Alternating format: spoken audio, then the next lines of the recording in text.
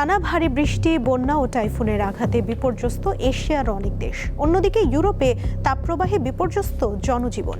বিশ্বজুড়ে জলবায়ুর অস্বাভাবিক পরিবর্তনের প্রভাব দিন দিন আরও স্পষ্ট হয়ে উঠছে। বিশেষজ্ঞরা বলছে, ভবিষ্যতে প্রকৃতির বিরূপ প্রভাব আরও তীব্র হতে পারে।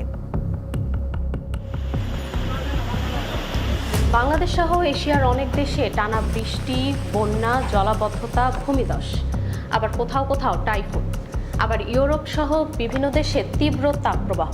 প্রকৃতির এই চরম রূপে বিপর্যস্ত জীবন। বিশ্বজুড়ে জলবায়ুর অস্বাভাবিক পরিবর্তনের প্রভাব দিন দিন আরও স্পষ্ট হয়ে উঠছে।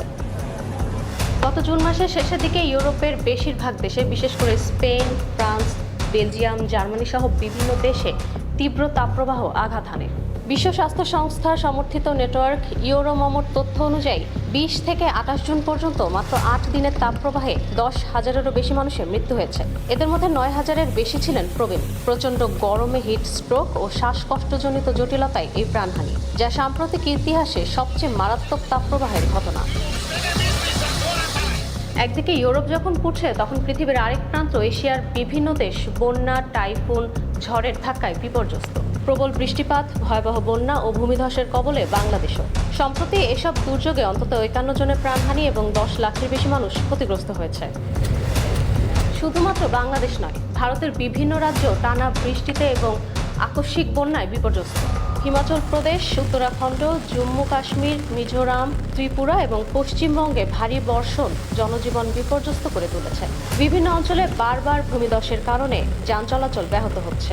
এদিকে জাপান ও তাইওয়ানে তাণ্ডব চালিয়েছে শক্তিশালী টাইফুন বাভি।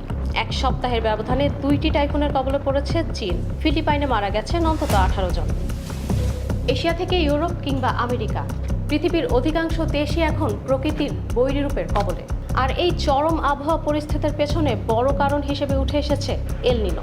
জাতিসংঘের বিশ্ব আবহাওয়া সংস্থা এরই মধ্যে সতর্ক করেছে, জুলাই থেকে সেপ্টেম্বরের মধ্যে এটি আরও শক্তিশালী হবে। প্রকৃতির বিরূপ প্রভাব আরও তীব্র হতে পারে। বিশ্বের বিভিন্ন অঞ্চলে খরা, ভারী বৃষ্টি, তীব্র তাপপ্রবাহ এবং সমুদ্রের তাপমাত্রা অস্বাভাবিকভাবে বেড়ে যাওয়ার আশঙ্কা রয়েছে। বিশেষজ্ঞদের মতে, জলবায়ুর এই পরিবর্তন এখন আর কোনো বিচ্ছিন্ন ঘটনা নয়। এল নিনোর প্রভাব এবং বৈশ্বিক উষ্ণতা মিলিয়ে বিশ্বের বিভিন্ন অঞ্চলে চরম আবহাওয়ার ঝুঁকি আগামী মাসগুলোতেও অব্যাহত থাকতে পারে। তাই দুর্যোগ মোকাবেলায় আগাম প্রস্তুতি, সতর্ক ব্যবস্থা এবং কার্যকর ব্যবস্থা নেওয়া সহ আন্তর্জাতিক সহযোগিতাকেই বেশি গুরুত্ব দিচ্ছেন বিশেষজ্ঞরা। ইরানে ফের হামলা চালিয়েছে যুক্তরাষ্ট্র। গতরাতে রাজধানী তেহরান সহ অন্তত 5টি শহরে বিস্ফোরণের খবর পাওয়া গেছে।